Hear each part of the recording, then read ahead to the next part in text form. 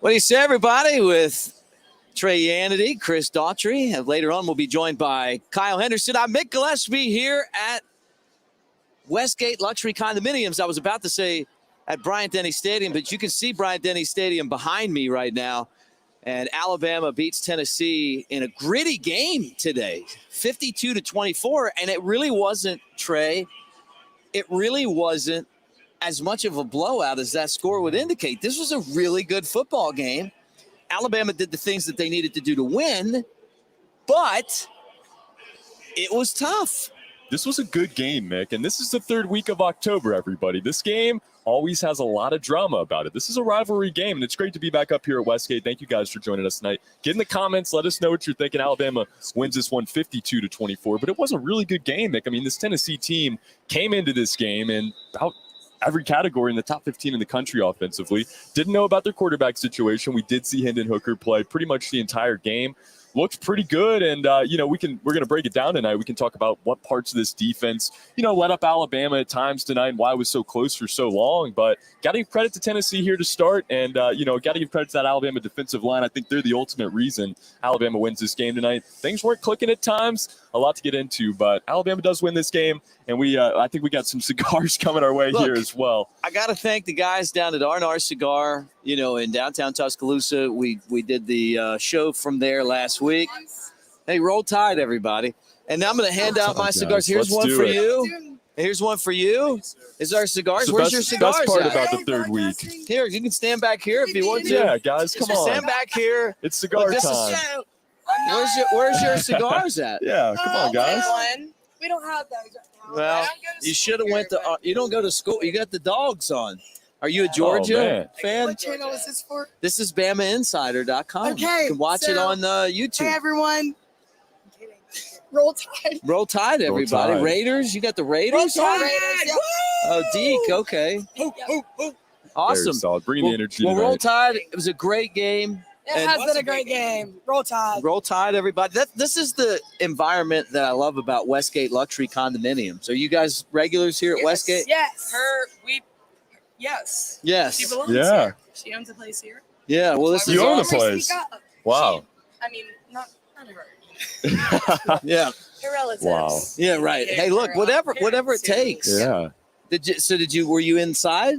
Yeah, we were in the game. We were in the student section, and then we just came here. What was the atmosphere like in there tonight? It was awesome. So fun. Great atmosphere. It was bumping. I got to tell you, I was. Wow.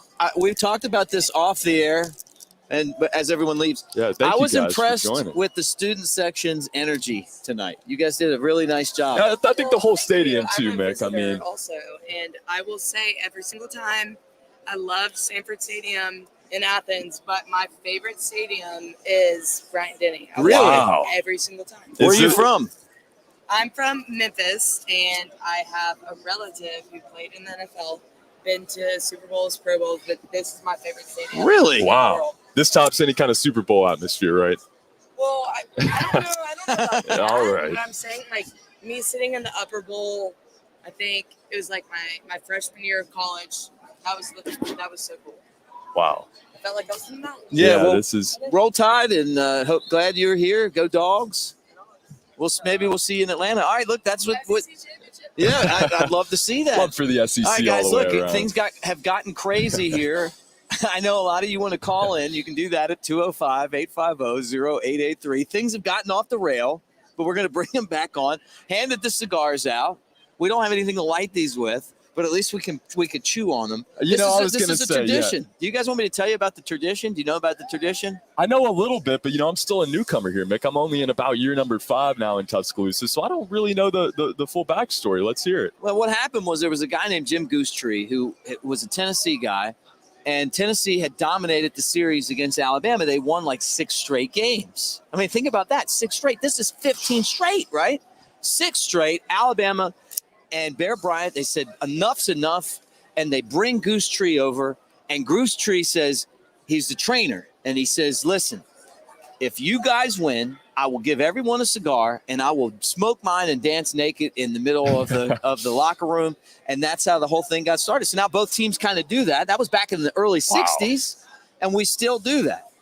Wow, we got more fans crazy. coming up. We got the crazy eights going on here tonight. Roll Tide. How you doing tonight, man? We got all kinds of visitors. Did you go into the game tonight? Yeah, I did. Okay, what was it like in there? It's absolutely great atmosphere. Yeah. Was there any doubt in your mind that Alabama was going to win this game tonight? Alabama's going to cover by a million. By a million. Well, they ended up covering, I think, 52-24 here. They just got it. Too, but like, I got so many great friends. The thing is, this Alabama, the Alabama-Georgia thing goes hand in hand. Yeah, we had some Georgia fans here a minute ago. Absolutely. So, Awesome. the Georgia thing, I mean, my brother went to Alabama. And I got to Georgia. So there's Excellent. another Wow. Georgia person. We got all kinds of SEC love going on. Hey, we're rocking and rolling, baby. We're going to the SEC championship. Alabama's going to be the number one in the West. Georgia's going to be the number one in the East. Wow. Knock on wood. I hope that's the way. Smoke them if you got them. Got smoke him if you got him. We got him. Smoke 'em if you All right. got 'em. You got them tonight. Yes, sir. Awesome. We got him. Awesome. Oh man, we got our lighter here as well. We got the cigar. Wow. How about All right. this? All right. So I'm with the boys tonight. But, Excellent. yeah, Alabama's looking very good. It was They a good are. win. They It was a are good looking win. good. Well, let's throw up the numbers in this game. Let's talk. Let's try to get this thing back on the rails again. Yes, sir. All right. Final score Yes, was sir. They keep coming 52 over, man. to 24. Great to meet you, by the way. I thought Hendon Hooker played a really good game for Tennessee. Definitely overmatched, right? Definitely overmatched, but kept Tennessee in the ball game. And quietly, another great game for Bryce Young. Look at this: 31 of 43, 2 touchdowns, didn't throw an interception, and had 371 yards through the air. So let me ask you this: was this a breakout game for Bryce Young? I mean, was this Bryce Young's? I don't want to call this the breakout game because, Mick, I think we already have seen this. I think Bryce Young, each game, he's doing something a little bit better. And I think, if you want to call it breakout, whatever, I think tonight was the leadership game for Bryce Young. There's been times this season where he's looked awesome. He's made all the right plays. He's done all the right things. Put Alabama in position to win the game, and they've won almost every game this season except for the A&M game. And that was the one thing that you didn't see in that game, right. Leadership from anybody. Tonight, Alabama didn't do everything right. They didn't click at all times. And, Bryce at times didn't make all the right throws, but he was a leader at all times tonight. He rallied the team when he needed to on offense, worked every piece of the field, and, got another win tonight. So breakout, yes, he looked awesome, but, I think we already saw that. I think this was the leadership moment we needed to see from Bryce Young. Guys, let me just real quick. I want to keep the stats, but what we're going to do is we're going to pull them off. And look, Chris, just pull the stats off for a second, and again, put up the camera of what's going on right now behind us. I mean, look at that right now. Wow. I mean, that's incredible. I mean, you're talking about a lot going on down on the street, right? I mean, this really is a big game feel today. And I got to give Tennessee a lot of credit. I mean, they've lost 15 straight to Alabama, but they made this today. They made this today feel like, hey, this is, this is what it's all about, right? They kind of lived up to the rivalry. They did, and I forget the number. I'm going to need to fact check here with Chris. I think it was 3,481 days now that Alabama has led this rivalry. Is that right? Is that the right number? 5,481, just insane stuff. And Tennessee came into this game, with a chip on their shoulder, if nothing else. And I think they're just continuing to try to reset the brand. Prove to the country that they're not this clown show, and obviously some other stuff going down this week around their program that, kind of put them in a weird spot coming into this game. But overall, I think Tennessee came out, made another statement tonight, showed that they're not the stepping stone anymore. And, I think they're going to be better for it. They lost this game, but there's a lot of teams that lose games to Alabama and still feel a lot better leaving the stadium. I think that's the case tonight. Breakout game for John Menchie. I mean, this is back-to-back games where he's looked like the guy that we thought he was going to be, right? 11 catches, 121 yards, 2 touchdowns. Made some catches, and then, Jamison Williams has been the guy all year. I mean, he had 6 catches for 123. but it was good to see Menchie kind of making that next step forward. It was. We still need to see, I think, that breakout game for John Mechie, because we've seen it for Jamison Williams. We've seen it for a lot of guys on this team, even Cameron Latu and Jaleel Billingsley at times. And you hope that tight end room is going to be healthy following this game. But John Mechie still hasn't had that signature game yet, but he is having signature moments. And, tonight there were some big situations, some big third down opportunities. Alabama needed John Mechie. They got a lot out of him. It was good to see, this whole receiving core kind of rally around some drops and, come together. You see Jamison Williams, a drop on the first drive, ends up having a 60-plus yard play and, really busting this game open tonight. So overall, there's a lot that went wrong, and you can point out the mistakes individually, but I think overall you take this game as a lesson and, a confidence booster for guys like John Mechie. Yeah, no doubt. And look, it was pretty interesting. First quarter, Tennessee was ahead 14-7. I was surprised by that. I figured Alabama would go in after everything that Tennessee went through against Ole Miss, having the problem with, obviously the way that things ended, the golf ball, the muster, and all that. And they went out and brought into this game a lot of intensity. And honestly, I felt like the environment in the stadium, student section was great, regular section not so great early, and that Tennessee kind of brought in this after the punt, the penalty on the punt, they scored the touchdown. 14-7. Yeah. What's going on here? I mean, Tennessee was leading this series for the first time tonight since 2009. Wow. Which is, just crazy to think about the dominance. And, you look at certain games in this series that have been close and, there's been some struggle, but this has been a dominant series for Alabama. Every time you play this game, I think there's that opportunity, and the chip continues to build a little bit. We got the number on screen here. That day count continues to go up, and there was even individual storylines. Henry To'o taking on his former team at home here for the first time. And, just a lot of emotion that goes into this game. It was a night game. I think Alabama came out, looked good, really didn't set a tone immediately, which is something they've done in a lot of these games. It was good to see them kind of develop throughout the game, have a big second half. That's something they haven't done a lot this year. So overall, there's some negatives. And, there's a lot of Josh Jobe hate in the comments right now. I understand, not the best game there. And a lot of talk about the coordinators and this, whatever. You can point at mistakes, but overall, some positives tonight. You didn't maybe feel that way after a game like Texas A&M or, even some of these earlier games that they won this season where they didn't look as good. There were positives tonight. Right. You want to take some calls? Yeah, let's do it. We're going to take some calls. We're going to have a guest from here at Westgate Luxury Condominiums, and we're going to talk a lot of football. Westgate Luxury Condominiums, it's 200 steps from Bryant-Denny Stadium. WestgateAL.com if you want to find out more information. We're at the Sky Club right now, which is, directly across from the stadium. When you own a condominium here, your game days are amazing. They're catered. The food's awesome. It's probably the experience here is probably just as good as being in the stadium. Yeah, if you got any closer, you need a ticket here is their big saying. So unbelievable stuff. Thank you for having us again tonight, Westgate. All the great people that work here. But let's get to it. All right, let's get right to the phones, and we'll start with Demetrius from North Carolina. We'll talk about this Alabama win. Demetrius, what's up, man? Hey, how you doing? How y'all doing, fellas? We're good. How you doing? Just trying to keep my head above water. Yeah.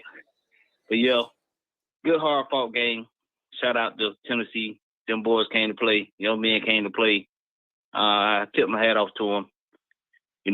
Still got stuff we got to clean up, especially on them cornerbacks. All they got to do is just turn the head. They got the interception. But, it's a good win because we get everybody A game every week. And most people just don't realize that.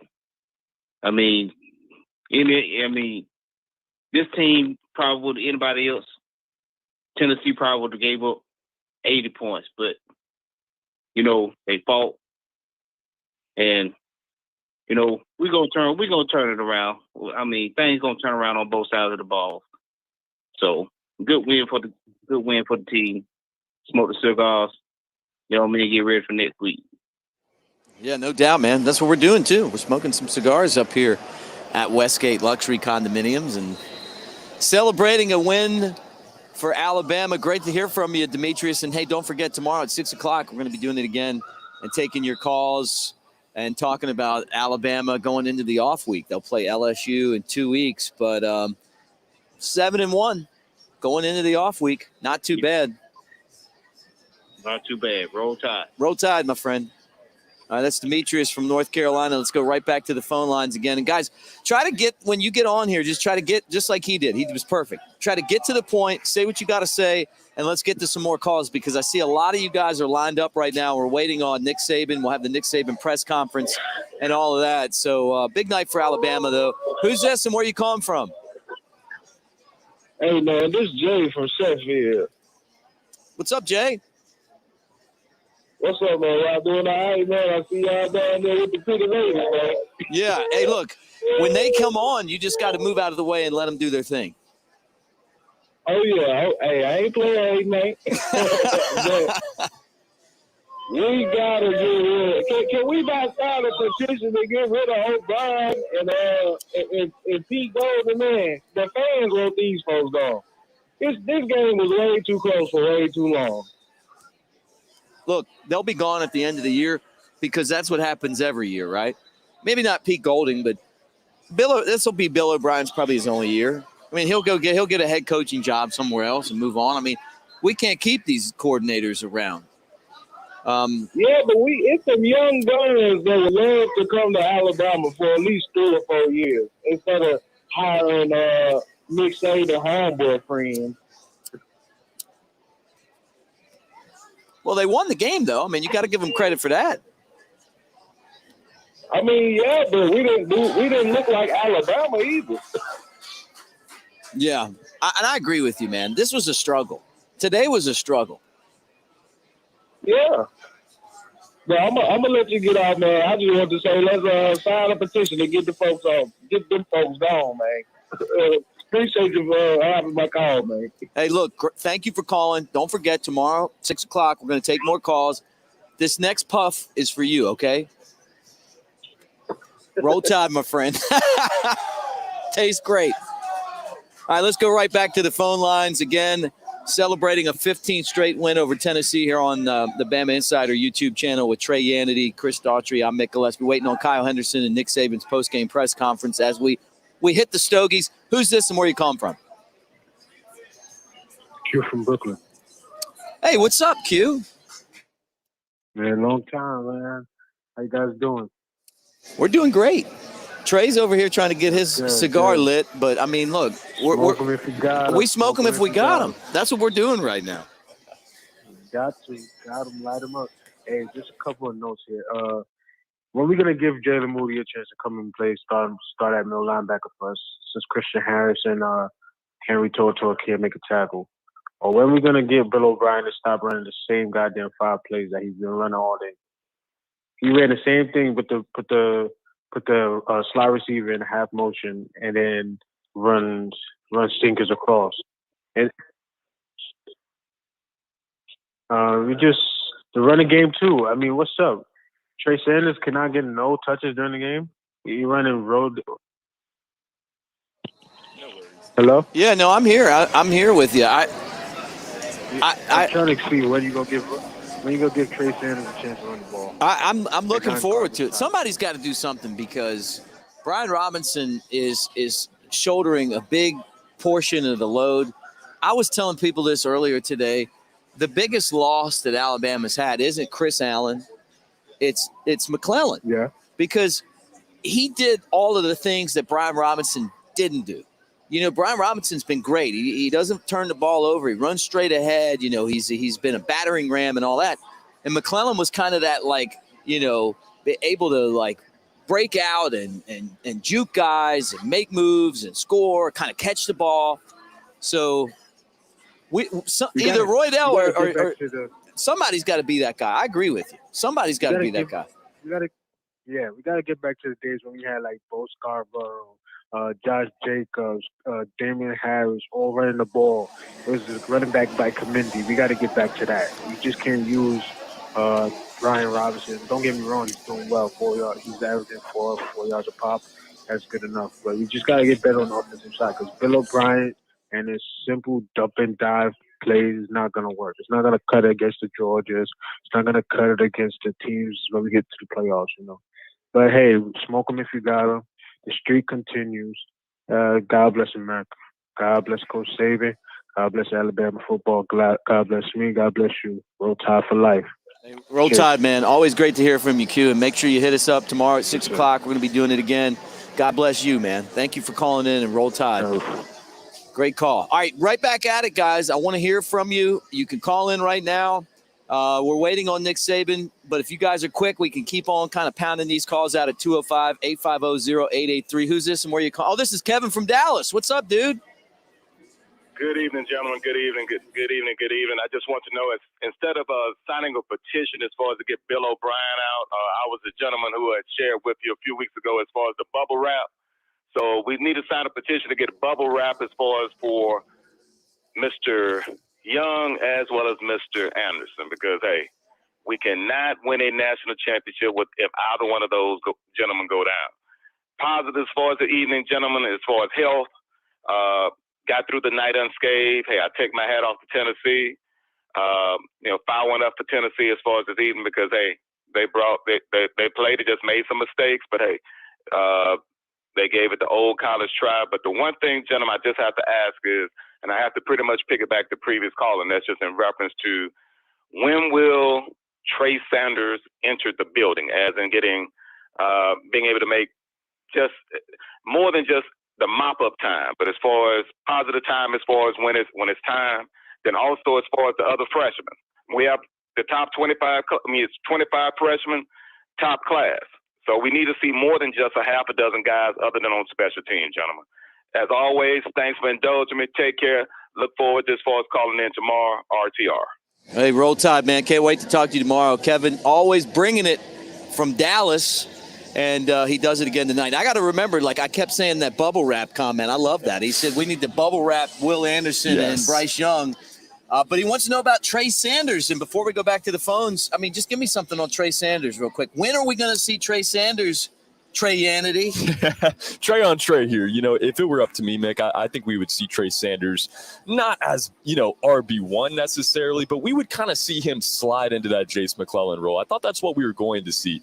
Riddle has the experience. He's a different kind of back. I think, that just kind of made more sense for Nick Saban and his staff at the time. And we saw Trey, very limitedly tonight. And that kind of gives you that taste. I think that's what gets everybody so excited. When you see him, you really see how good he can be. But Trey Sanders still has time, still has eligibility. He's not going anywhere. I think you just got to let this running back room kind of naturally shake out, naturally develop. And I'm with you. If Jace McClellan is playing right now, this room looks so much different and it allows you to do so much more and throw the ball to your backs more and everything else. But, I understand the frustration, from a lot of Alabama fans that he's not playing. I think he is one of, if not the most talented back in this room. He, has been fighting so long to get that opportunity, the car wreck, the injuries, everything else, waiting to get back. And he's here. He's healthy. There's really no reason. We saw him, Nick Saban blow up in the press conference when he was asked about it. Is he hurt? Why is he not playing? And I think Nick Saban really is focused on, the respect level and the practice and getting to that game ready comfortability. Not to say Trey Sanders isn't there yet, but he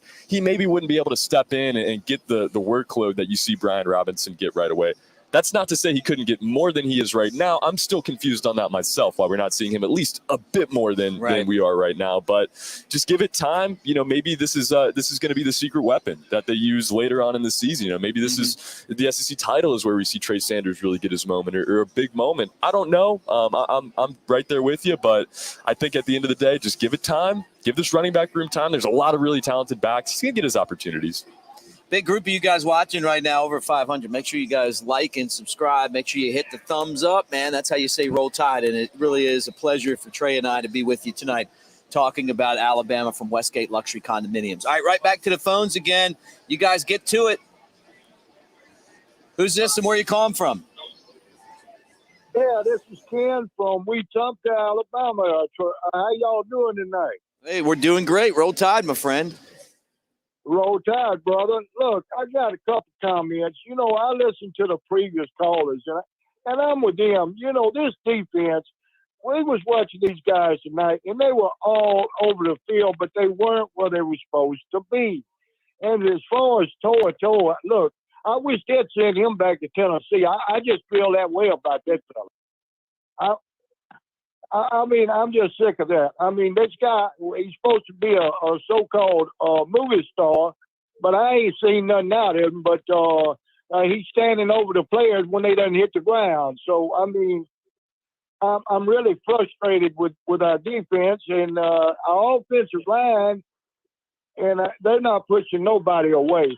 They're not pushing nobody off the ball. So, I don't know, fellas, but I've been holding my breath back. And I'm surprised that we didn't get beat tonight, quite frankly. Tennessee brought their game, and I tell you, they get all due respect. Smoke a cigar for them, but y'all tell me what y'all think about that. Look, first off, great call. You know, I love it when you guys bring the gas like that. And Tennessee did well. Look, toe. I mean, the defense definitely made me nervous a lot. But the thing you got to remember is you played 4 quarters in this game. And Tennessee played a good 3 quarters. They did. They did. They played a solid 3 quarters. We used to have a coach. Yeah. Hey, look, we used to have a coach named Mike Shula that was the king of 3-quarter football. You remember him? But you got to play 4. Yeah, sure. Who can't remember that? You got to play 4, man. Yeah, for real. Look, I got to say, you know, like on our defensive side, though, man, I mean, this team by Nick Saban, and I've watched for years, believe me. I've been around. I shook Paul Bear Bryant's hand when I was 6-year-old in the Boy Scouts. You got me in the middle of the field.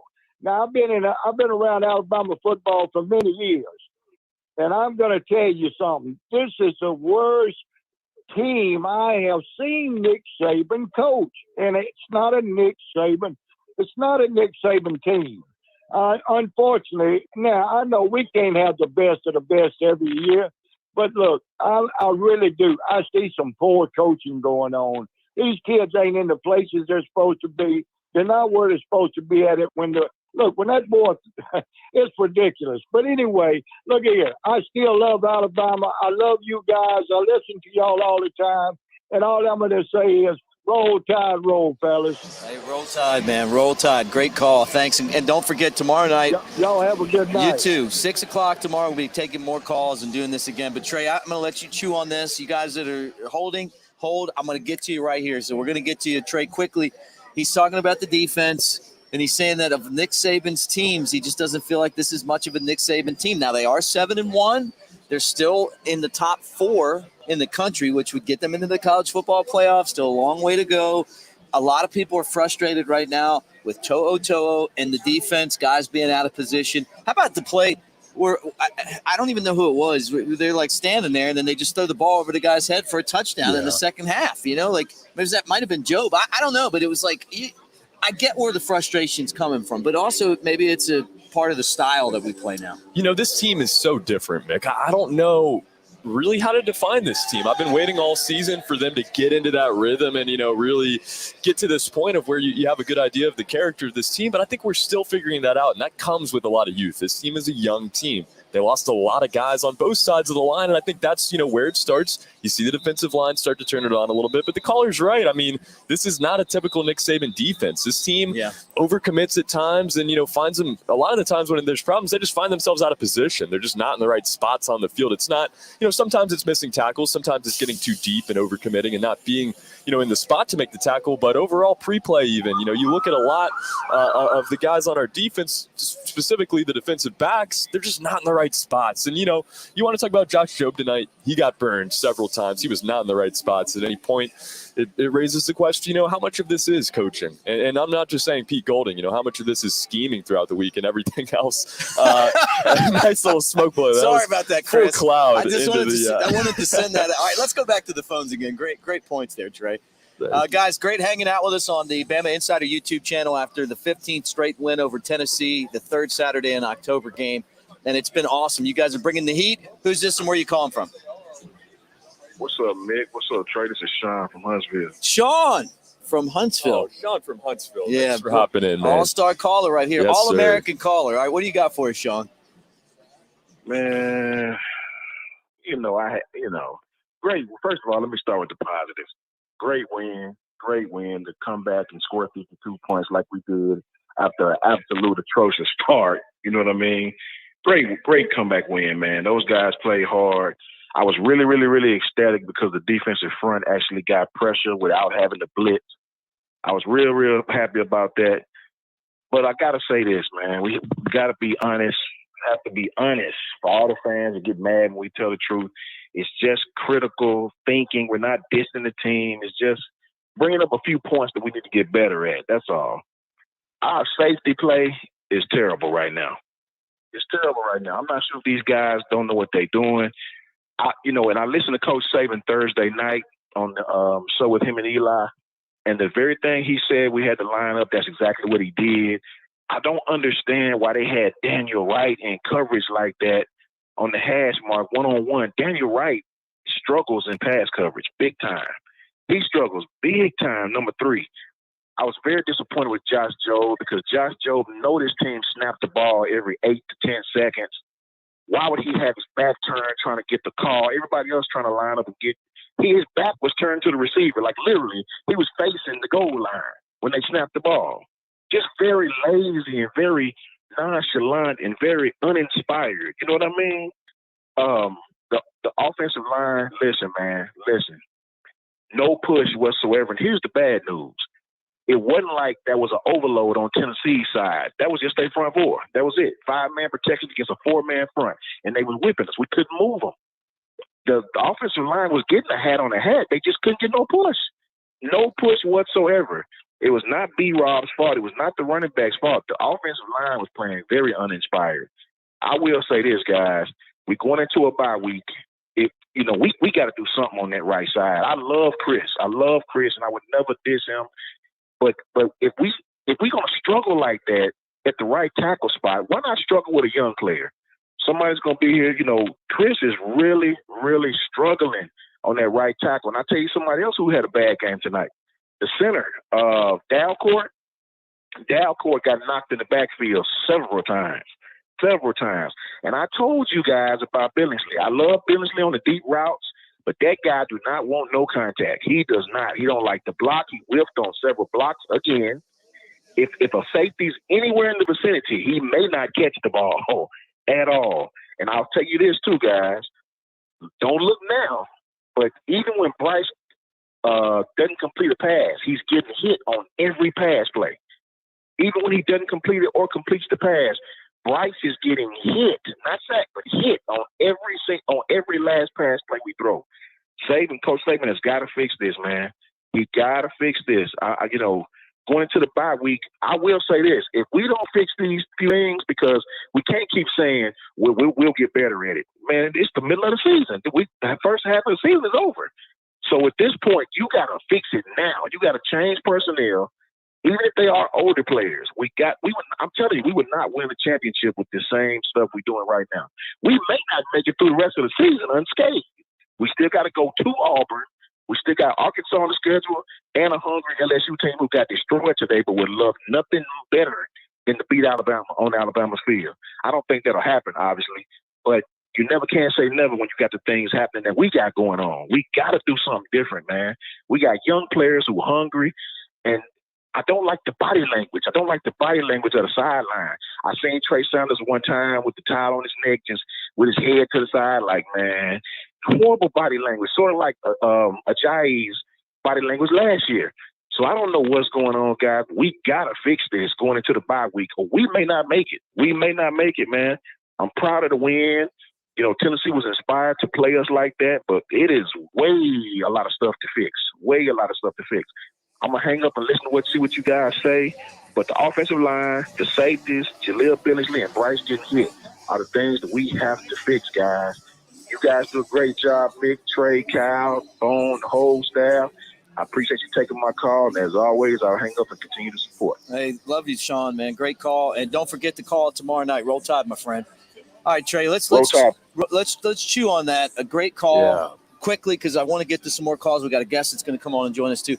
What do you think? I think he makes a lot of good points. Sean's always bringing the heat. I'm about to say something. I'm not talking out of my backside right here. I'm not just saying this. That was maybe the best call we have ever gotten. That was a very, very realistic take. Hey, and I'm not arguing with stuff that I think needed to be said there. And Sean always just does such a great job of breaking it down. I'm gonna tell you that right now. It is. That Auburn game is looming. We can't act like this team is going to be the kind of team that's going to come out and dominate teams. And that being said, we can't act like this is the team that's going to come out and just breeze through the rest of the schedule, get to that SEC title game. They have to win out. That's just the reality of it. This team's not going to make the playoff if they lose another game, whether it's Georgia, whether it's before then. And, my only worry there, Sean, and I absolutely love what you're saying about everything. I mean, that was truly a dynamic call about the personnel. I'm completely there with you. I think J.C. Latham needs to be playing over Chris Owens. I just do. It's nothing against Chris Owens. I think J.C. Latham is hungrier. I think he's incredibly talented.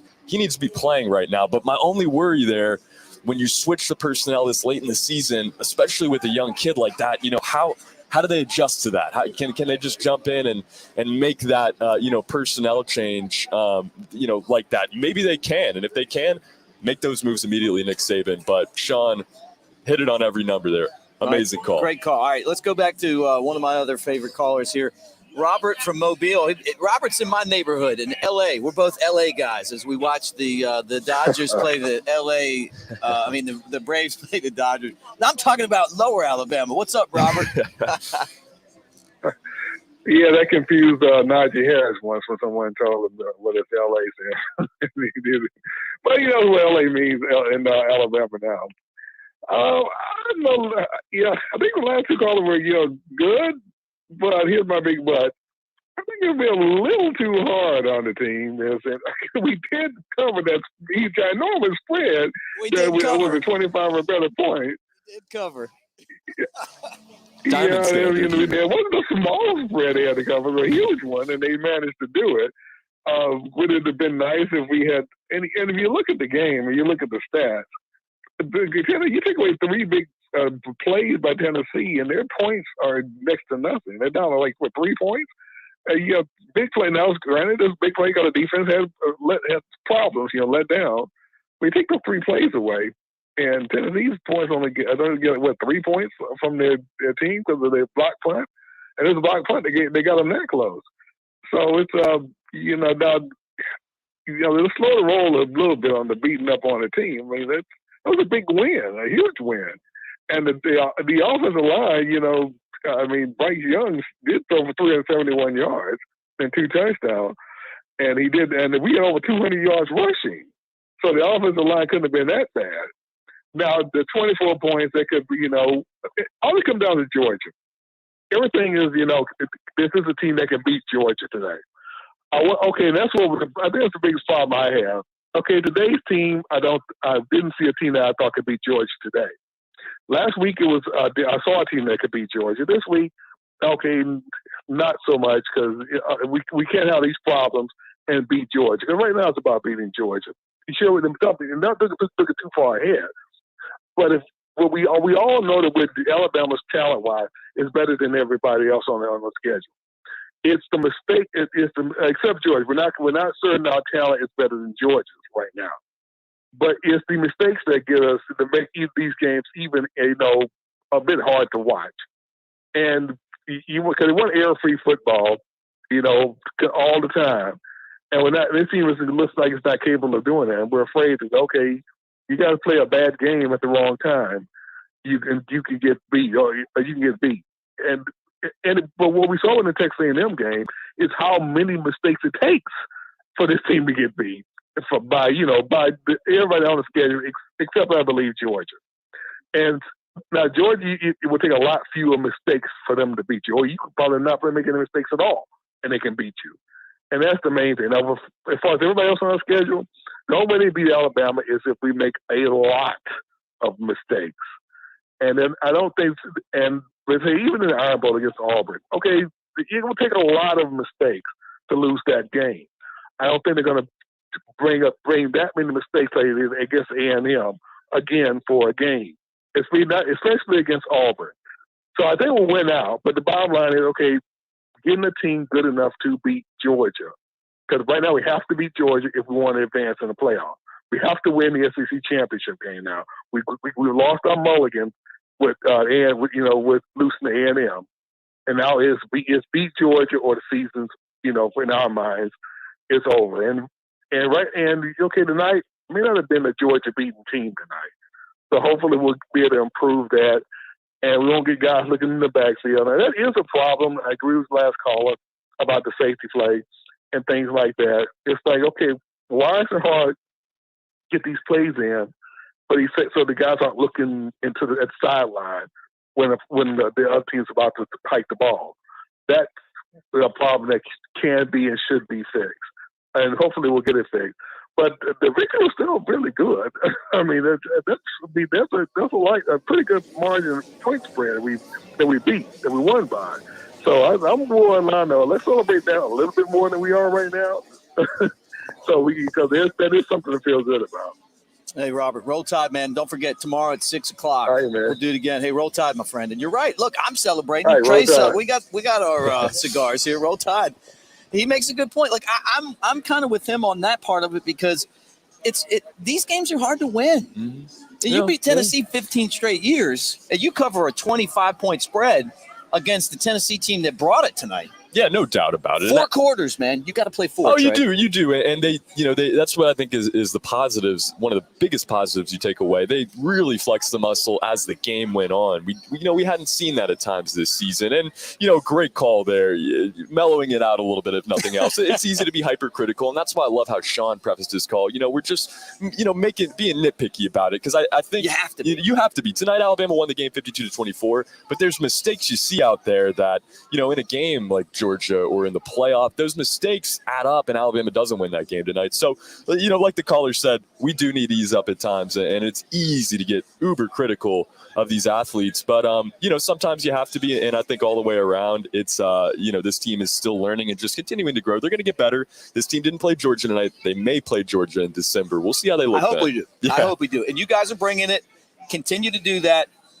When we pull you up, make your comments just like everybody's done, and then we'll get to the next caller. 52-24 was the final. Thumbs up. Subscribe as you hang out. Roll Tide, everybody. And, again, we're at Westgate Luxury Condominiums right next to Bryant-Denny Stadium. As you can see, we got the camera over there. I hope Chris's camera doesn't fall down, though. That would be terrible. And let's go right back to the phone line again as we talk about this Alabama-Tennessee game and a win for Alabama. Who's this and where you calling from? Caller, you there? Caller. All right, I'm going to put you back on hold because I know you've been waiting, and I'm going to go back to somebody else. All right. Who's this and where you calling from? Hey, what's up, you guys? What's up? Not much. I'm real happy about that win tonight. It's a good win. It is a good win. Covered the spread. Tennessee's trash. You know how it is.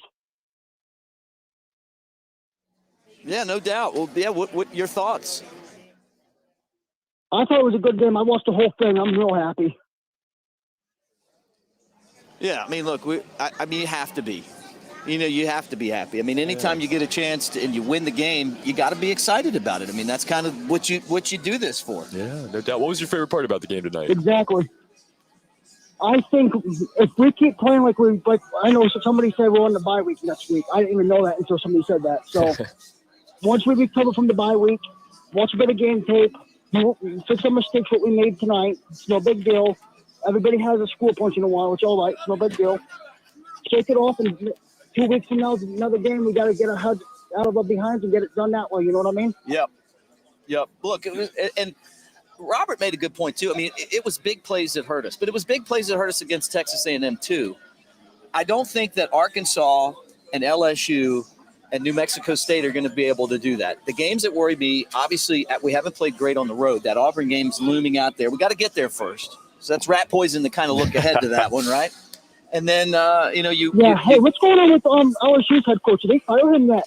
Yeah, he's out at the end of the season. And they got whooped That's today good. by Ole Miss. They did. Yeah, I think that's a fair reaction right there. Anything else before we go to the next caller? No, see you guys. Call you guys in 2 weeks. Roll Tide. Roll Tide, man. Thanks for calling in. And don't forget, tomorrow at 6 o'clock, we're taking calls again. And, that's what it's all about. All right, I'm going to try to put this call back on. Who's this and where are you calling from? Well, it's Halloween, Mick. Maybe it's a ghost. All right, right back to the calls. Who's this and where are you calling from? Hello, this is Charlotte from West Roselle. I'm a long-time listener, first-time caller. I wish we had a bell to hit for you. Thanks for calling. What'd you think of the game? It was pretty good. Roll Tide. Roll Tide. Roll Tide. Any comments? Roll Tide. Roll Tide. Roll Tide. Well, thanks for calling in. Good win for Alabama, right? Yes. Awesome. Well, we appreciate you calling in and Roll Tide. All right, let's go back to the phones again. And the Braves right now are closing in on the World Series, so a lot of people here are watching that. Who's this and where are you calling from? Yeah, this is Mike in Tuscaloosa. Can you hear me? Yeah, Roll Tide, man. Okay, yeah, I agree with what some of your other callers are saying. Me personally, I don't think Georgia is good as people making them out to be. You know, they're playing with a backup quarterback. I think that Alabama can play Georgia a good ball game.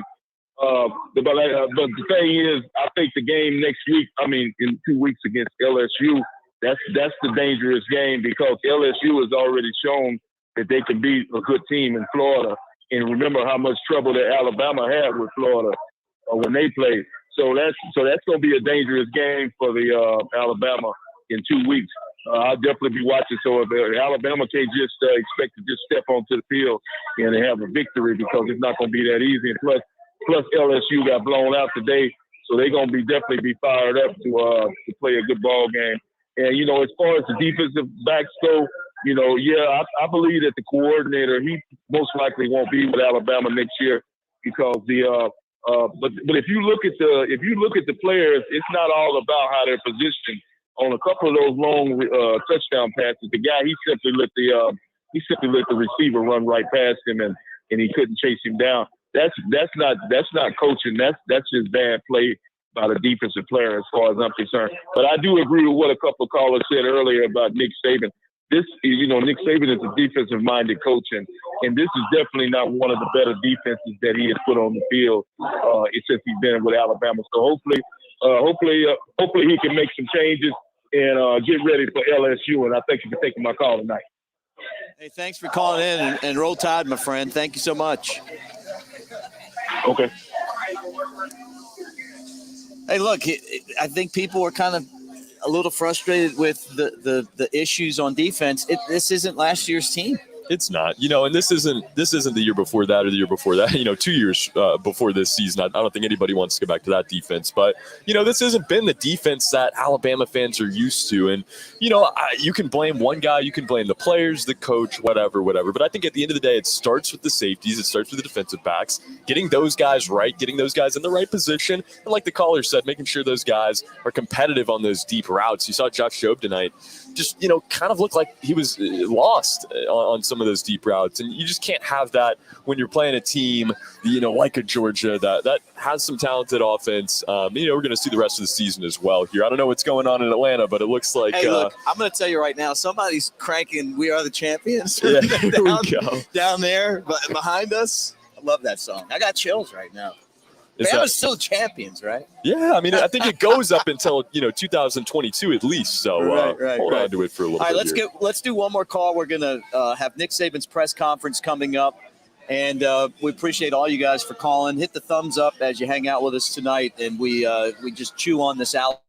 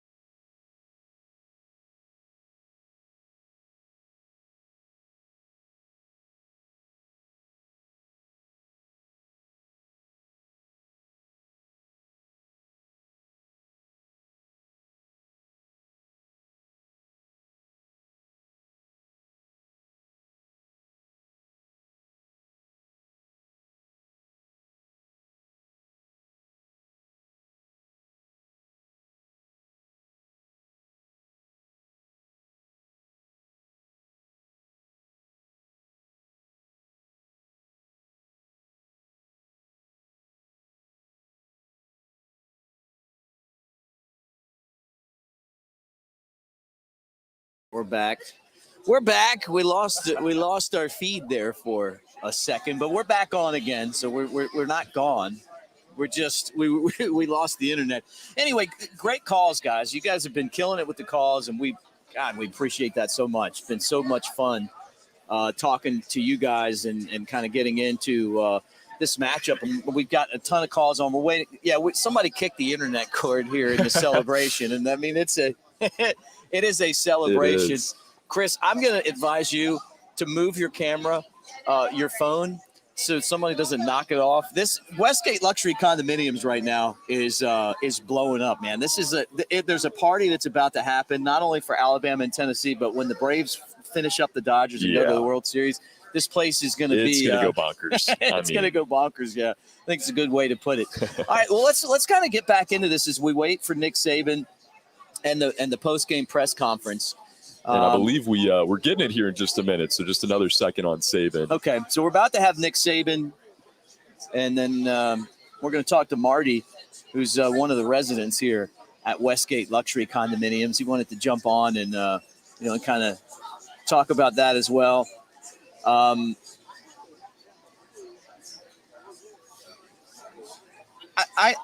defense made me nervous tonight.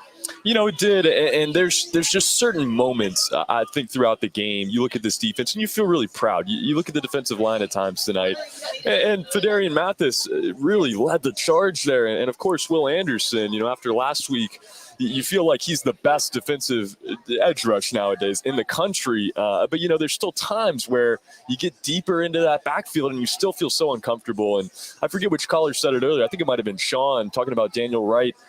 I just can't stand to watch this team put Daniel Wright in one-on-one coverage. He's just not a very good deep ball defender. He doesn't go backwards super well in those situations. One-on-one, there was just times tonight where Alabama looked really inept. Henry To'oTo'o was catching flack. You could tell this game meant a little bit more to him. He was playing a little bit more aggressively. This one was personal. He played for Tennessee for the last 2 seasons, but overall, there's definitely something that has to change about this defense. There just hasn't been one game this season where you feel like they're really playing all the way together. Some of it's positioning, some of it's just lack of ability at times in the secondary with the safeties, and the cornerbacks as well there. So, maybe you solve that in practice. Maybe that's a personnel change. I don't know what it is. Fun to speculate about, because this defense, if they can just tighten up the screws a little bit, I think this Alabama team, can certainly beat Georgia, can beat anybody in the country. But there's times where, they look like they can't even get through the rest of their SEC schedule with this defense. So just find consistency, find the right personnel, and put those guys in the right spots. I'll tell you something else, too, and we're going to hear from Nick Saban momentarily. I know we got 1 minute on the download, I believe. Okay, here. So we're almost there. Bryce Young running today. That Alabama ran 49 times for 203 yards, right? Brian Robinson, 26 carries, 107 yards, and 3 touchdowns. Brian Robinson, I'm glad he came back. I mean, he really has put himself in position to get to the NFL this year, and it was a blessing that Alabama had him come back. I mean, who would have thought that Brian Robinson would be such a huge part of the offense? But Bryce ran 10 times, scored twice, 42 yards. I still worry that he probably needs to get a little bit better at sliding. It's scary, Mick. I mean, you watch the guy, he's just so athletic. And we saw there was one run tonight where he had a little stutter step that got the Alabama the first down. And, he can move. You think, why is this guy not running every play? Why is he not Matt Corral?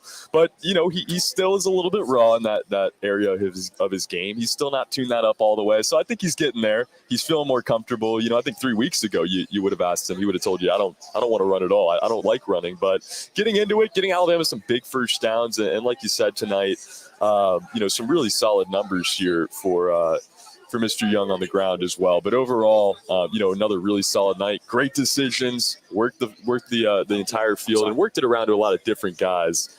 But I believe we have Marty here coming onto the show. And do you want to do Nick Saban? Let's do Nick Saban, and then we'll bring Marty on. Let's get some Nick Saban, and we'll get Marty's thoughts here. Just a couple more seconds on the download. But, yeah, Mick, overall, I think this is another big night for Bryce Young to just grow and feel more comfortable, if nothing else. Another step towards being a serious contender for the Heisman. Yeah. I mean, really, if you took Bryce Young off of this team, Alabama would be in big trouble. That's a great point, Mick, because coming into this season, we didn't know if Bryce Young was even going to be the guy. A lot of people believed in him, but there were still some doubters, and, he still hadn't really proved it all the way. To think about it now, after 8 weeks of football, this team would be lost without Bryce Young because, we thought the defense may be the stronger side of the football for this team. It's not been that at all. It's been the Bryce Young show at times. Tonight, if they didn't have Bryce Young, I don't know if they win this game. There was just certain moments where he brought this team together, and, there's times where he can scramble like nobody else in the country. We didn't see that last year. This team had a lot of success in a different way, but this season without Bryce Young, you're right. I think this team is lost. You know what I like about Bryce Young too? He reminds me of Aaron Rodgers. When he takes off, he's able to. Like it used to bother me. I'm like, run. Now I'm like, look, man, throw. Like Exactly. He's so good at running out of pressure, and the pass protection hasn't been solid. It's been okay. Bryce Young makes the offensive line a lot better. And when he steps up and he's got great vision, and he's very accurate on a lot of the short passes. And so that's been, a big part of what Alabama has been able to do. And I see Trey's pulling up. He's about to have the Nick Saban press conference. I think for our team, that's always great. This is a great rivalry to me, to us, to a lot of people in the state of Alabama. I think our crowd was fantastic out there. I think they had an impact on the game, especially the student section. We did some things that, we need to get fixed, obviously. Busted a couple coverage on defense, fumbled the ball on the 9-yard line, got a punt blocked, roughed the punter on 4th and 30. I mean, just some really things that we shot ourselves in the foot. And I think those things really need to get corrected, or, they're going to cost us at some point. But I told the players, look, man, we got a bye week coming up. We got a real team we got to play in 2 weeks. We need to get some rest. We need to recover. But we also need to focus on what we need to do to finish the season, and getting some of these things corrected is obviously the thing that we want to focus. But I'm not going to be negative about the game. I'm not going to be negative about our team. I'm really positive about the way they went out there and kept competing in the game. And even though everything wasn't perfect, we made the plays that we need to make to win the game. So, I'm excited. I'm happy. I'm pleased. And there's just some things that we need to do better. And I still think that we shouldn't need to be humiliated to go out there and play the way we're capable of. We should be a team that, wants to beat other teams because of who we are, what our DNA is, what our disposition is, what we want our identity as a team to be. And we're going to keep working on that. So, but it's a great win for Alabama. It's a great win for the state, the people in the state, and all of our fans and supporters and our players. Okay, we'll start here in the room with Nick. Seemed like they were dropping a lot of guys on defense. How did that open things up for Bryce to use his legs a few times? Well, they mugged. They dropped guys out and dropped 8. And then at times they pressured us out of that. A couple times we messed up the protection. We didn't get it blocked right. Bryce made some critical 3rd down scrambles that kept drives alive. I think a big difference in the game is they were like 2 of 13 on 3rd down, and we were really good on 3rd down. And didn't like the way we got started in the second half, 2 3-and-outs right off the bat. But, I think the difference in the game was our ability to control the ball. I mean, our time of possession was way up there, and a lot of that is due to the fact that we converted 3rd downs. They didn't sustain drives, and even though they were going fast, they didn't sustain drives. They scored 3 times on big plays. And on the 3rd and 8 on the 8-yard line, we busted the coverage. Half guys playing one thing, half guys playing the other, or we could have got off the field right there. But look, I have a lot of respect for their team, their quarterback, their coach, and the way they're playing. So this is a great win for our team. The challenge of facing dual threat quarterbacks. And was it nice to be on the other side of that, to have a quarterback that can affect the game with his legs? I mean, I know you've had athletes, but Bryce really seemed to thrive tonight. Yeah, Bryce really played well in the game. I think he got frustrated, a couple times. But He was very consistent. He made some big plays. We made some big plays. We missed a couple other big plays that we could have made. But I thought his consistency and performance was really, really good. And I thought the way he controlled the game, especially on third down. Now, we struggled to run the ball, early, which kind of put us in some third and not great manageable situations. And we converted on those. And that was really important early in the game, especially in the first drive. Hey, Coach Garrett Franks from WVU-FM. Brian Robinson had a big game running the ball and catching it out of the backfield. How have you seen him grow on the field and off the field this season? Could you ask me that again? I couldn't really. I'm sorry. Brian Robinson had a big game running the ball and catching the ball at the backfield. How have you seen him grow this season on and off the field? Yeah, well, D-Rob has been a real consistent performer for us. I think that the more he plays, the better he gets. He's been a really effective runner. He's got power. He makes people miss. I think the biggest thing he's improved on is being a very consistent receiver. He's catching the ball very well and making plays in the passing game, which was one of the things that he needed to improve on, and I think he's done a fantastic job of that. Okay, we're going to go online to Cecil. Cecil, go ahead. Coach, can you remember a game in tight situations? Can you remember a game in tight situations where you had 3 busted coverages like that? Well, one of them, the 3rd and 8 was a bust. The 2 early ones was a bust. I mean, we weren't lined up and ready to play on the 70-yard touchdown, that the last one that they scored.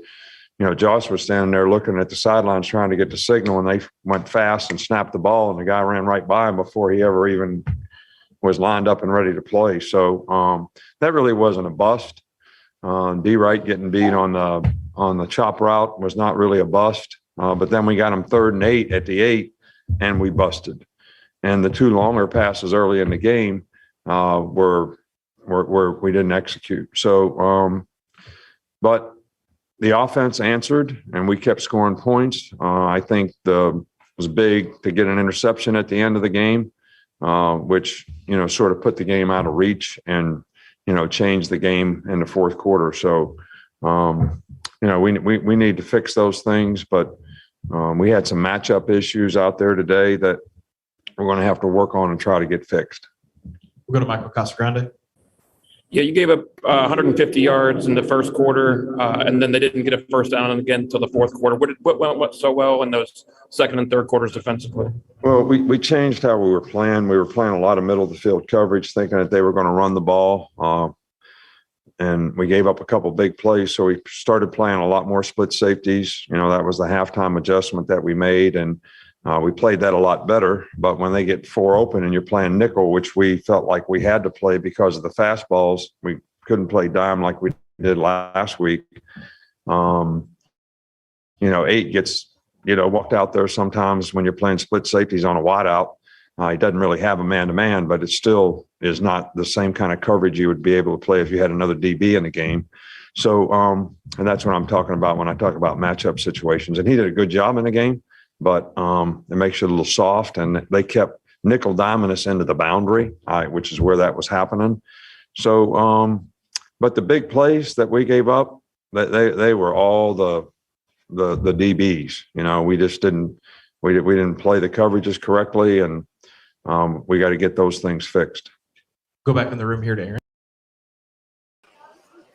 All right, there you go. You heard from Nick Saban. The entire press conference is on Bama Insider, on the Bama Insider YouTube channel. We got it all up there like we always do. The Braves are going to the World Series.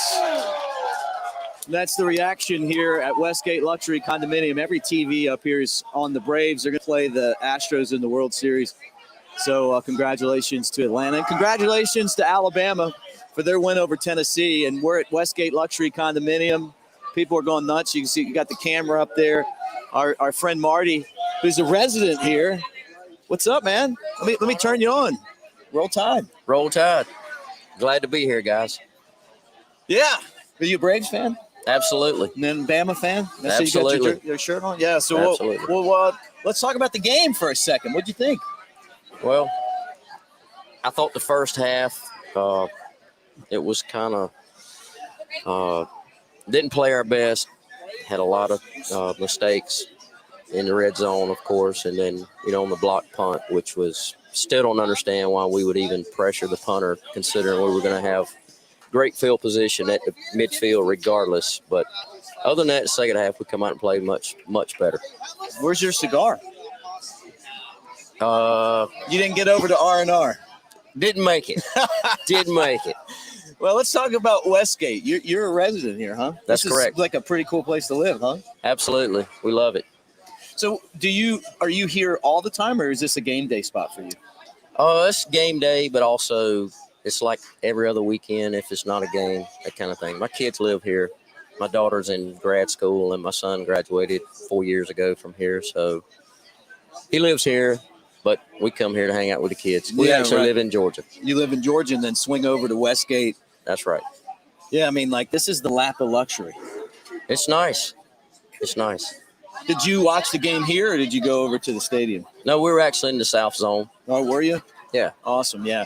So what's it like living here? What's it like coming here and hanging out? Give people a breakdown of what Westgate's all about.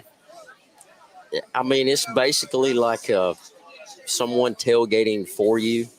They have the chefs come in from Orange Beach, and they cook for you, and, they do breakfast, and they also do, I guess, lunch/dinner, depending on the game times. And, the owners, we all hang out. We're all good friends, and we have our friends that hang out. So it's a lot of fun. I got to text Ben Ingram. He's the voice of the Braves on radio, one of my best friends. I just got to tell him, congratulations, man. I mean, like. Well, for me, my best friend manages with the Cubs. Who's that? Mark Johnson. Mark Johnson. I know Mark. Mark's my best friend. Let's send him a snap. Let's send him a picture. I know Mark very well. He's from Warner Robins, Georgia. I know Mark really well. Yeah, when we get off here, let's take a picture and send it to Mark. You grew up with Mark. He likes to fish. Oh, fish, hunt. We do everything together. Yeah, I work with the Cubs. Really? Yeah, I didn't know that. MJ. Yeah, MJ.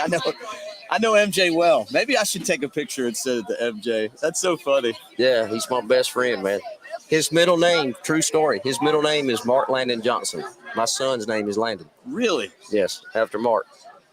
That's awesome. First round pick, 94 to the White Sox, 28th pick. Catcher.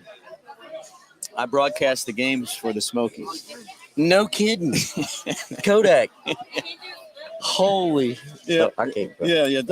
But it's a small world, though. That's crazy. It is a small world. Yeah, I love MJ. Well, let's talk about Westgate, though, and then we'll hit MJ up here. He's a big Georgia fan, though. You know that. Not really. Mark loves his hunting and fishing. That's all Mark hunting is. And fishing? Yeah, he don't care. Nah, he don't care. I'm good friends with another catcher from Georgia, Jody Davis. Okay. Yeah. So, so when you got a chance to invest in one of these apartments or condos here, what do you think? I mean, is it worth the investment? Absolutely. I mean, as long as you're a Bama fan and you're into this, absolutely. Mm-hmm. What do you like about it? The locations got to be one of the things at the top of the list. Yeah, absolutely. The having the location, the convenience, it's just the whole camaraderie of Bama fans. This is, we brought some friends of ours from Raleigh, North Carolina, and they're big NC State fans, but they're like, I've never seen anything like this in my life. Oh, yeah. This is like the most incredible experience I've ever seen. And they actually, a friend of theirs is here, Chris Corciani, play with NC State. Okay. So he'll be up here in a little bit too. Hey, I've been thoroughly impressed with Westgate. And I haven't been into the apartments. I mean, maybe you could give me a tour of one. I just hang out here with these guys on game days when we come up here and do the show. And the Sky Decks, this experience up here is as good as what you're going to get anywhere. That's right.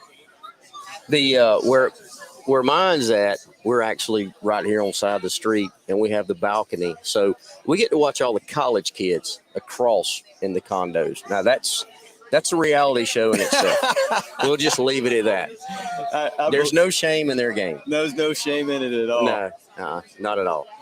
Awesome, man. Well, anything else before we I put Trey back on, and I guess Trey, you going? I got to send a text. I got to text MJ while Marty's here hanging out. But Oh man, all you got to do is ask him. You just got to say, "Hey, dude, who is like your friend that's a big Bama fan?" It'll take him about that long. Well, no, we're going to send him a message. We're going to text him when we get off here.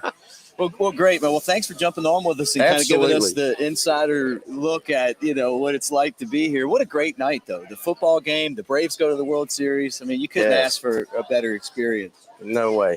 Absolutely. Well, roll Tide, Marty. Roll Tide. Yeah, good to meet you. Absolutely. All right, Trey, you jump on. I'm gonna jump off with Marty here for a second. Trey, you get back on here, and then Is he home yet? Let's send him a message. Hey, man. I don't know if he's still in Arizona or not. Hey, he went out to Arizona the first week. Yeah, let's keep it going, guys, as we continue here with our post-game coverage. A lot of excitement, as Mick said, the Braves going to the World Series. Alabama finishing it up 52-24. And I want to know what you guys think about tonight's game in the comments. We've been talking about it.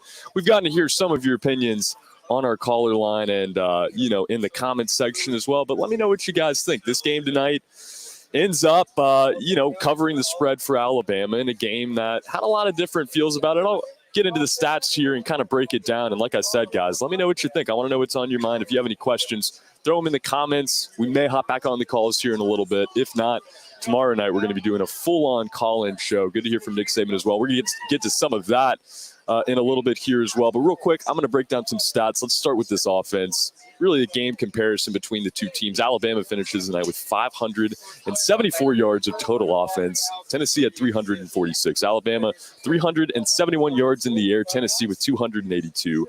On the ground, Alabama had 203 yards. Tennessee just 64 rushing yards tonight. Alabama had 4 penalties that cost them 30 yards. For Tennessee, it was a whopping 12 penalties for 98 yards. You look at the third downs here, Alabama had 20 third downs. They converted on 15 of those as Mick rejoins the show here. But overall tonight, statistically, Alabama just dominating this game here again. Average yards per play, 6.2 to 6.4. And total plays, Alabama finishes the night with 92 to Tennessee's 54. Time of possession was 40 minutes and 26 seconds to Alabama and 19 minutes and 34 seconds to the Volunteers. Hey, look, one thing we don't want to lose in this is Alabama's dominance as far as taking the run away from Tennessee. Tennessee did not have a run at all, a run game. They didn't, and I think that's what you have to look at on the positive side of things when you talk about this defense. Alabama can stop the run. We know that. And, you talk about a team like Georgia, how they set up their offense. And, again, we don't want to look too far ahead or anything like that. But Georgia's going to run the football a lot. They're working with a freshman quarterback, some experience in the running back room, one of the most talented running backs in the country in Zamir White. That's going to be something that Alabama, I think, can maybe flex the muscle in that ball game. Overall, there's definitely some question marks with this defense. It's stuff you can be nitpicky about in some areas, but overall, some stuff has to change. We've been talking about it all night. If that's personnel, whatever it is, some things have to change. But like you said, you can't take away from what this team did stopping the run tonight.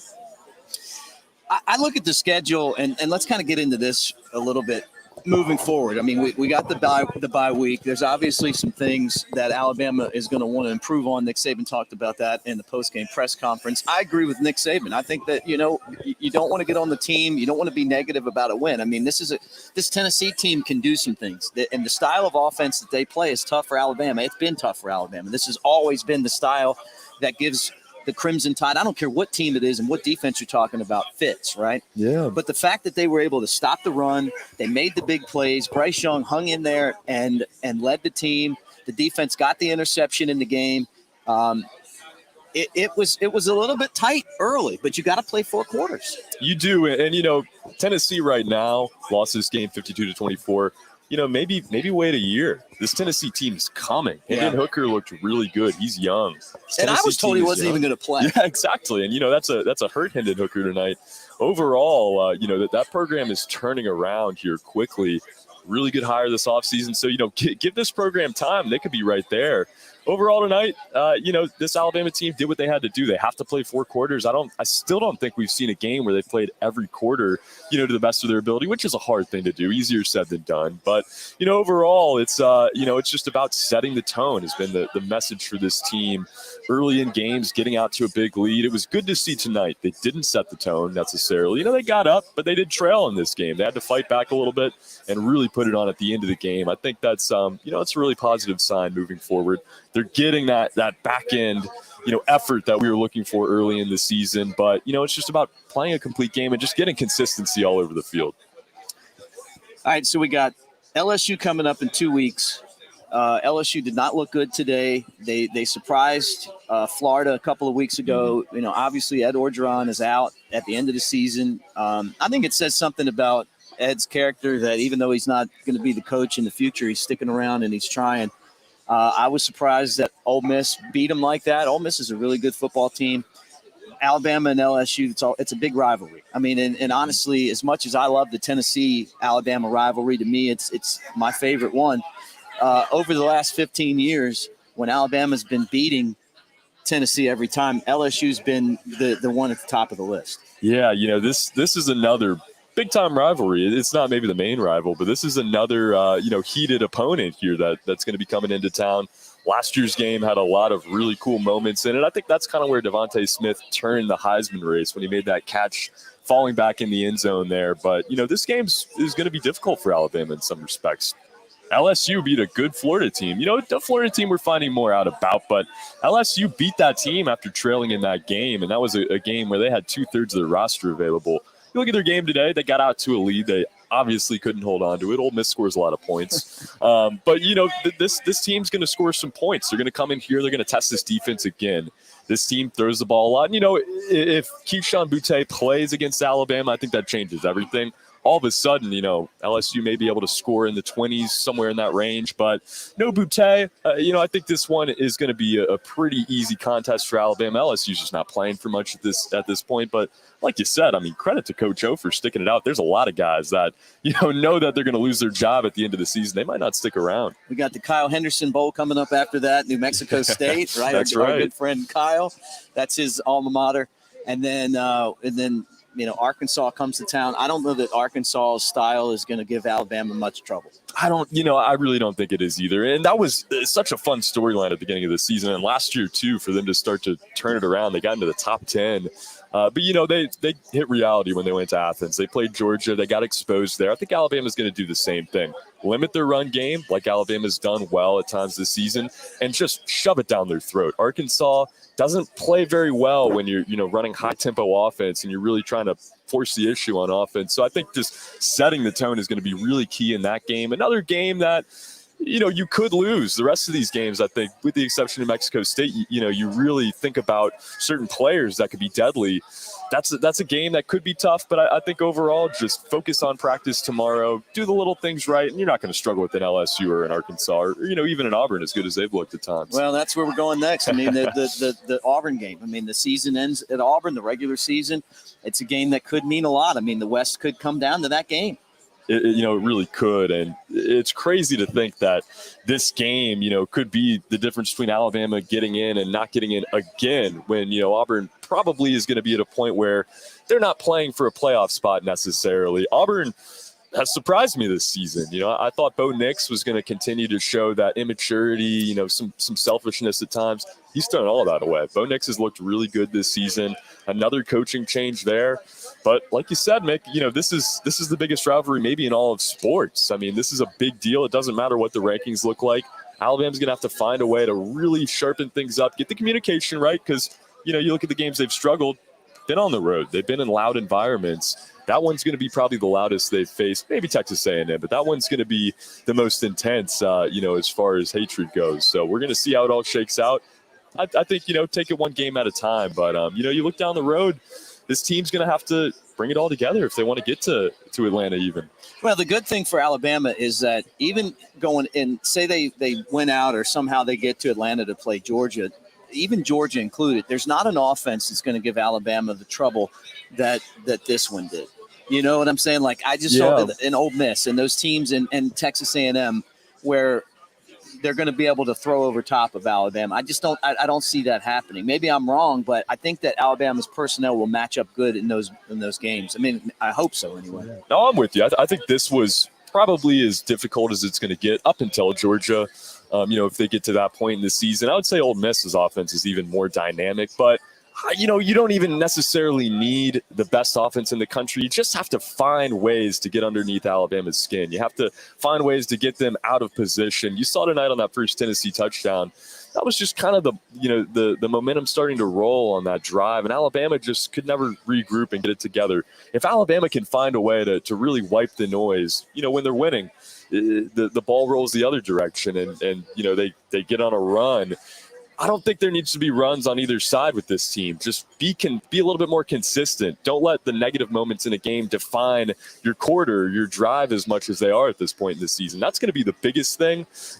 Maybe guys that screw up need to just find a way to reset, because we saw it tonight. Josh Jobe, makes a mistake and has a tough time kind of resetting mentally. This is a young team. They're going to struggle with that. Jobe is not one of the younger guys on this team, but even the older guys are going to struggle with that. Tune out the noise, move on to the next play, and just regroup. But overall, you won the game tonight handily, 26 points. We're being nitpicky, I think, to an extent. Look, they covered the spread. They beat Tennessee for 15 straight, and they won a game today that they were pushed a little bit. They made the big plays, and I think this is a real rivalry. When Tennessee gets things going, and there's going to come a day where they beat Alabama, and you guys that have never really seen that, you'll see that it's a big-time rivalry. Alabama and Nick Saban have just been so dominant, and it's amazing. Really, to me, I mean, when I look back, being at the last time that Alabama lost to Tennessee, I've been to a lot of games where Alabama lost to Tennessee. They just haven't been lately. Yeah. Like my son's never been alive for that. I mean, that's crazy, right? 5,481 days now. I mean, it's been a while. Yeah.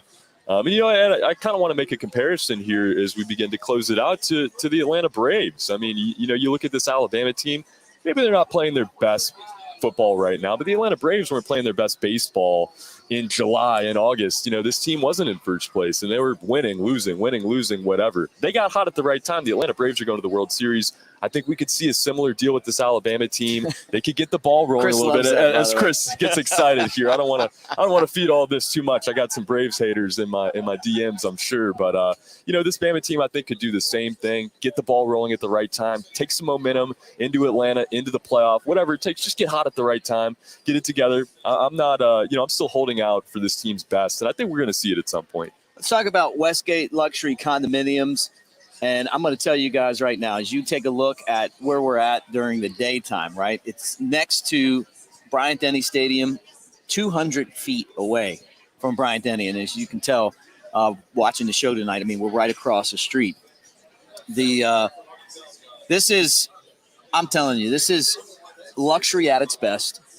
There are some units that are still available. They have 1, 2, 3, 4, and 5 bedroom condominiums that go from 900 square feet to 3,000 square feet. You got the huge balconies. You got the Sky Club, the Skygate Club where we're at right now. It comes part of your package. They actually do tailgating like no one else. I mean, it really is incredible, the experience that you have here. The hospitality is awesome. They bring chefs in for the food. The food's great. I mean, everything about hanging out here has been fantastic. And tonight's, it's going to be one of those nights that we'll always remember. I mean, for Chris, the Braves getting to the World Series and, Alabama winning and kind of hanging out. It's been kind of one of those shows, guys, that has gone a little bit off the rails. But WestgateAL.com, if you want to find out more information, if you're in the market for a condominium, or if you're just coming to town and you're looking for a place to stay, you can rent these.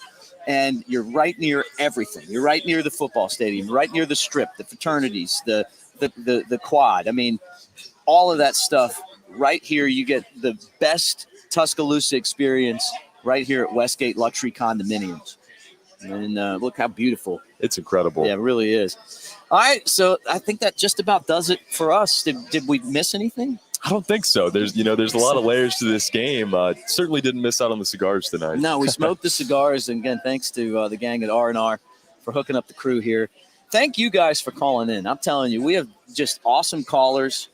You guys bring it each and every show. We'll do it again tomorrow at 6 o'clock. We'll take your calls and just kind of reflect on what's going on. Look, there was some things that Alabama's going to want to improve on. Nick Saban was obviously motivated in that same direction, but there's a lot to be happy about too. I mean, Alabama is now 7-1? Am I right? Is it 7-1? 7-1. 7-1. They got a bye week, so there was one slip up, and now we're going to get to the back stretch of this season and see if this team can put it all together. And the best part about the fact that they haven't put it all together yet is that there's still somewhere to grow. You don't want to peak too early.